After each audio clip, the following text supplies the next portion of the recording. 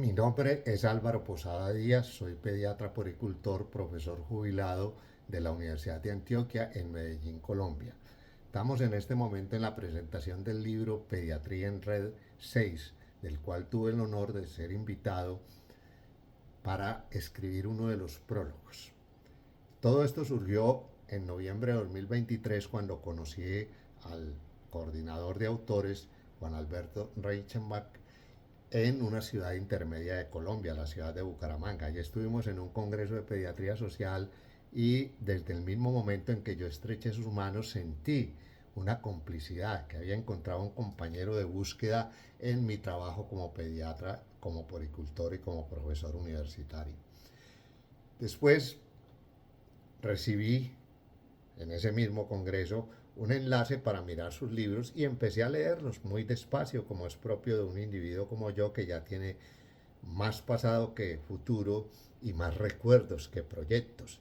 Y empecé a entender que era un individuo con un montón de conocimientos de esos que a mí me encantaban desde niño.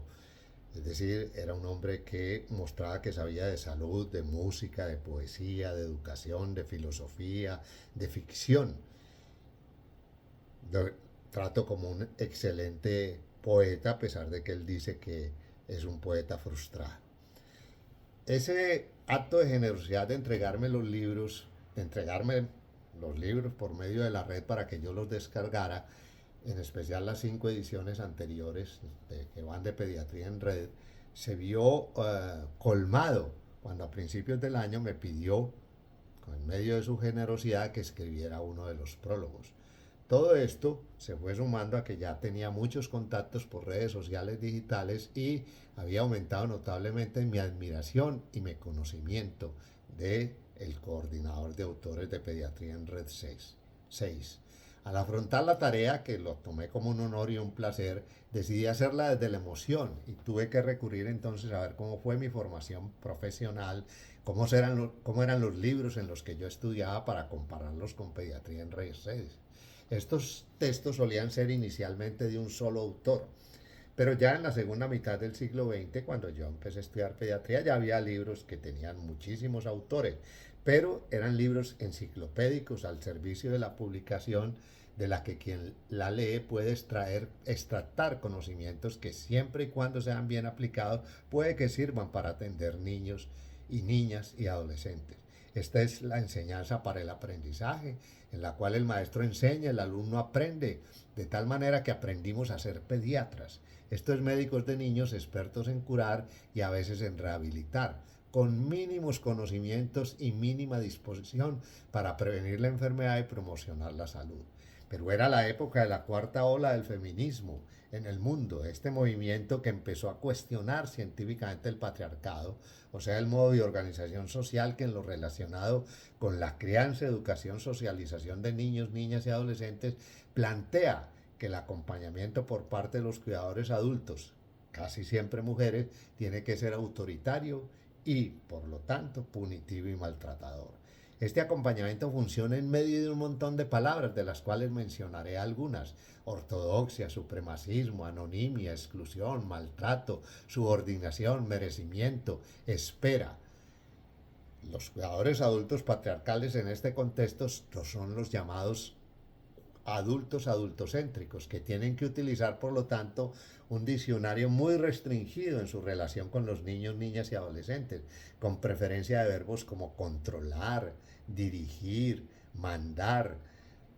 permitir, acceder, consentir, merecer, castigar, regañar, premiar, reprender. Por lo tanto, las prácticas de crianza, educación, socialización que ejercen los cuidadores adultos patriarcales adultocéntricos facilitan que en la primera infancia se establezcan en la corteza prefrontal parcializaciones implícitas prejuiciosas, tales como racismo, clasismo, aporofobia, sexismo, misoginia, homofobia, individualismo a ultranza, es decir, falta de empatía, edadismo, capacitismo, corrupción, en fin, hijueputés. Estos prejuicios explican lo que no dudo en calificar como mala ciudadanía en la convivencia, pues nos conduce a ser excluyentes, todo a partir de esas mencionadas prácticas de crianza, educación, socialización. Este es el escenario en el que Juan se replantea cómo enseñar pediatría, cómo enseñar en las universidades pediatría a los estudiantes de pre y posgrado. Y por fortuna, todos esos conocimientos que iba consiguiendo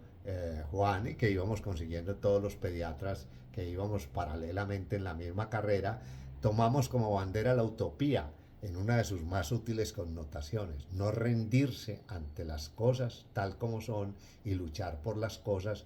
tal como debieran ser. Pues bien, entonces esos cuidadores adultos que estaban actuando adultocéntricamente se les debió plantear que actuaran vinculocéntricamente, es decir, con el centro en el vínculo afectivo y no con el centro en el adulto.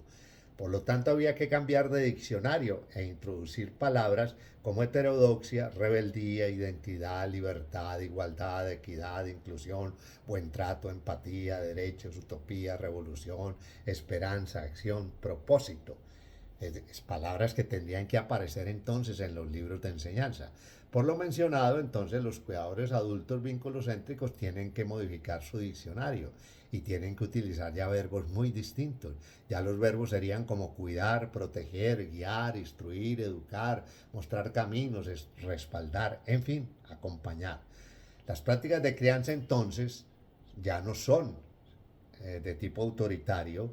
o de tipo sobreprotector, sino que son humanizadas y humanizantes, democráticas. Mediante el ejemplo, en todos los cuidadores adultos van a facilitar que en la corteza prefrontal de niños, niñas y adolescentes se establezcan parcializaciones implícitas, flexibles, adaptativas o prosociales, como la biofilia, la democracia, el respeto activo por las diferencias, una excelente conducta normativa, el espíritu crítico, la espiritualidad, la trascendencia, el bien común por encima del bien individual. Todo esto que hace parte de la buena ciudadanía. Todas estas posibilidades ideológicas conscientes o inconscientes, elaboradas o elaboración, le permitieron a Juan reunir un colectivo inmenso de personas de muy diversas profesiones e instituciones en una aventura que empieza en 2010 con un presupuesto fundamental. Hay que transformar el modo como los cuidadores adultos adquieren los conocimientos para hacer un cuidado alejado del modo adultocéntrico. Se plantea entonces el sustrato de cambio en la innovación curricular de los pregrados y posgrados con la estrategia de atención primaria de la salud y la cultura de la salud como derecho, y el niño, la niña y el adolescente como sujetos de derecho. La idea primigenia también se nutrió de un concepto que es fundamental para poder degustar el libro de Juan, que es el concepto de la patria grande, impulsada desde principios del siglo XIX en las tareas de Artigas. Para Juan entonces se trata de la niñez, la adolescencia y sus familias en perspectiva de derechos en la patria grande, ahora entendida como Latinoamérica y el Caribe, y siempre, siempre postergada en el modelo económico hegemónico. Me llamó la atención desde el principio que se planteara un concepto que se llama sana, que todavía no ha sido suficientemente involucrado en el modelo del que estamos hablando. Estos y otros hechos, como el de saldar la deuda que siempre tendremos los cuidadores adultos con las niñeces y las adolescencias, condujeron a que en 2015 se publicara la primera edición de Pediatría en Red. Y aquí se introduce un concepto que es fundamental y que aparece en el nombre del libro, y que se refiere no solo a la red de colaboradores,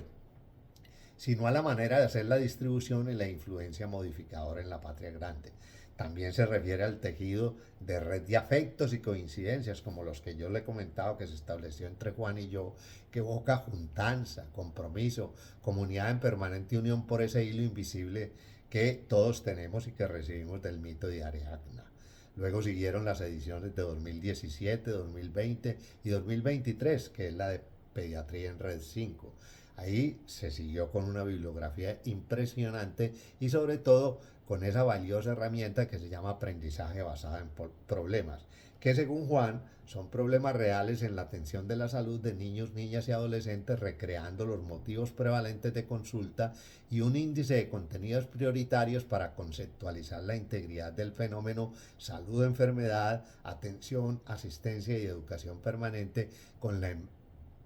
herramienta y el desarrollo de la innovación en educación médica. Con este libro entonces se pretende, como lo dice Juan, la educación en salud y enfermedad solucionando problemas reales con sus protagonistas en sus territorios y sin excluidos. Esta edición, que tengo el honor de prolongar, es Pediatría en Red 6, en la cual se continúa la tarea que ya he mencionado hasta el momento, y estos problemas que se muestran con toda claridad, se pretende que sean solucionados con los conocimientos y la creatividad de cada uno de los cuidadores adultos, de los niños, niñas, de los niños, niñas y adolescentes en la forma como hemos explicado. Ahí se da entonces un cambio total de la enseñanza, porque ya no se trata de la enseñanza para el aprendizaje, sino del acompañamiento para el aprendizaje. El maestro acompaña al alumno para que éste aprenda. Además, es la expresión de la decantación a partir de la circulación de las ediciones anteriores en casi todos los países de la patria grande. Esta edición también tiene la esperanza como hilo conductor, pues veo con claridad que Juan es un esperanzólogo profesional y entiende el tejido de esperanza como Paulo Freire. Esperanzar es levantarse, esperanzar es volver atrás, esperanzar es construir, esperanzar es no rendirse, esperanzar es seguir adelante y juntarse con otros para hacer las cosas de otra manera. Por lo anterior, y este es un llamado a todas las personas que me están oyendo en este momento, hay que traicionar el patriarcado y volar con las alas que da el convencimiento generoso de luchar por la inclusión en todas sus formas, lo que es la genuina encarnación de la perspectiva de derechos, que es el postulado de fondo de Pediatría en Red. El espíritu de esta edición, como el de las anteriores, es, insisto, la traición del patriarcado, que es el primer paso para empezar el largo y difícil camino de la defensa de los derechos humanos, para volar con las alas que da el convencimiento generoso de luchar por la inclusión en todas sus formas, lo que a su vez es la genuina encarnación de la perspectiva de derechos. Tengo que terminar este prólogo haciendo una recomendación vehemente a todos los que me están oyendo. No desperdicien la oportunidad de lucrarse de todos los beneficios que se pueden desprender de la utilización del material consignado en Pediatría en Red 6. Además, invito a la utilización a todos los que estamos en esta patria grande. Invito, repito, a la utilización de los mecanismos en red para hacer sus aportes, sus críticas y sus comentarios.